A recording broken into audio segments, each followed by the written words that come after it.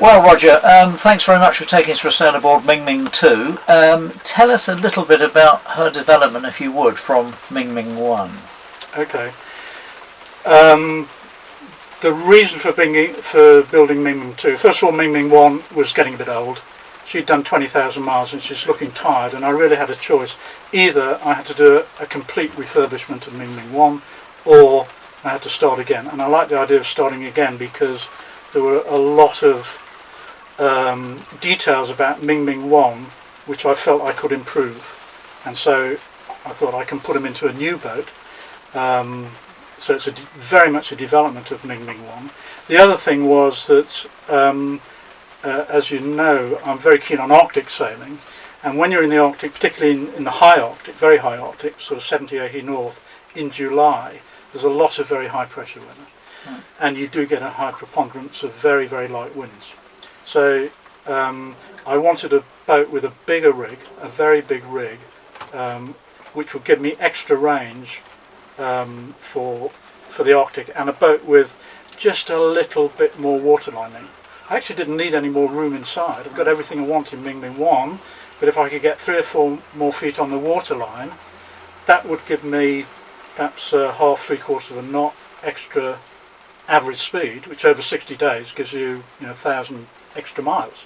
So it gives me more time actually up there exploring than that's just simply getting there and back. In terms of the development, the sail is bigger, considerably bigger. There's a 280 foot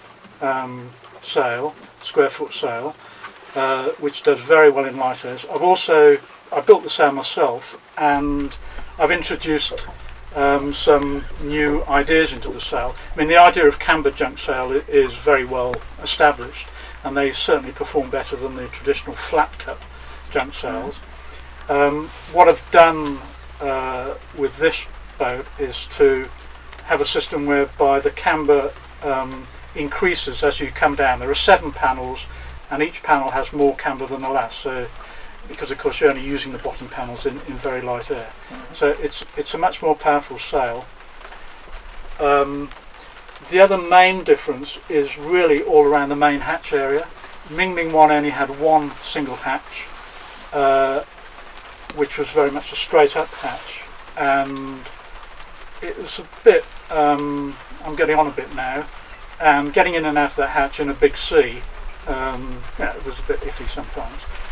What I've done on this boat, I've actually got 3 hatches, a 4 hatch so that I can work at the mast, at the base of the mast, without having to go on deck. That just opens, and I've got all the mast stuff there, so that's very useful. I've still got the central hatch, same as on Mingming 1, which is just for light and if I want to stick my head out the middle, but I've also got a much more highly developed after hatch behind the new doghouse which I've put on, and that hatch gives I can do absolutely everything from that hatch. Everything is reachable from there. Also, the central pod does give me full headroom and 360-degree vision all round, so that in Arctic weather I can stay inside the boat, warm and relaxed, but still see everything that's going on. On Mingming 1, I still had to stick my head through the main hatch to do that. I don't have to do that on this boat. Brilliant. And Roger, I know it's early days yet. You haven't done full sailing trials with Mingming 2, but I think already she's proving to be a little bit quicker than you even hoped. Yeah. Absolutely. As I said earlier, I expected something like a half to 3/4 of a knot. I've been delighted with the way she sails in all weights of wind that we've encountered so far, but she is very, very good in light airs, which is what she was designed for.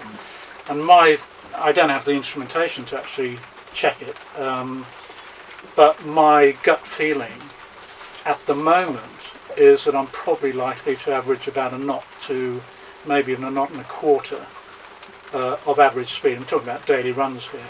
So instead of averaging, say, 65 miles a day, which is what I used to on Mingming 1, it might be something more like 90 miles a day. Maybe that's a bit high. Right. But anyway, I think I might be able to get in another 1,500 miles of distance in a typical voyage. It gives me a lot more options. Brilliant. And a typical voyage is one of how many days for you? Normally between 60 and 70. 60 The and last 70. the last two voyages, one was 69 days. That was to West Greenland, Right. and then the very last voyage on Mingming 1 to Spitsbergen and 80 North was 67 days. Right. So around about 70 days. Okay. Any particular reason why they are 60 to 70 days? Just that that's as much time as you can carry with water and... I take 100 days of food, so I Right, could okay. keep the sea for 100 days. It's I think it's more to do with the weather conditions. Yeah. And the not simply meteorological, but also the daylight thing right. as well. Yeah. It's about the length that seems to suit me as well. Okay. By the time I'm getting towards 70 days, I'm probably ready Have a to beer. come ashore. I might even be ready to have a bath. Brilliant. That's great. Thanks very much. Okay.